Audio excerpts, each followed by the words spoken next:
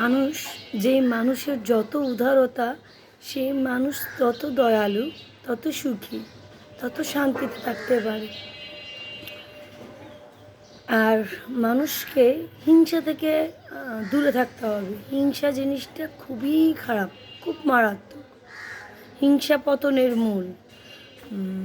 হিংসা এবং অহংকার দুটোই পতনের মূল। আমি এই জন্যই বলবো, দুটোই হচ্ছে নিজের শান্তি কেড়ে নেয় এবং নিজেকে নেগেটিভলি অ্যাক্টিভ রাখে। যে তুমি ওর জন্য বদদোয়া করো, ওর অমঙ্গল চাও, তুমি ওকে হিংসা করো, মানে এগুলো হচ্ছে শয়তানের গুণাগুণ, মানে গুণাবলী। শয়তান একটা শয়তানের যে হিংসা করা, মানুষের পিছে লেগে থাকা, মানুষকে ছোট করে কথা বলা বা অহংকারী হওয়া, এগুলো হচ্ছে সব শয়তানের গুণবলী।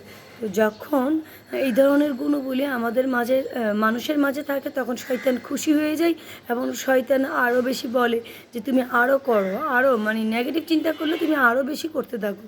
এটা একটা সাইকোলজিক্যালি আমার কাছে মনে হয়। আর যারা পজিটিভলি চিন্তা করে, পজিটিভলি ভাবে, দয়ালু, মানুষকে ক্ষমা করে দেয়, মানুষের গীবত একদমই করে না, ওদের সাথে ভালোটাই ঘটে এবং ওরা খুব শান্তিতে থাকতে পারে। ভালো চিন্তা করে খুব সুন্দর শান্তিতে থাকা যায়।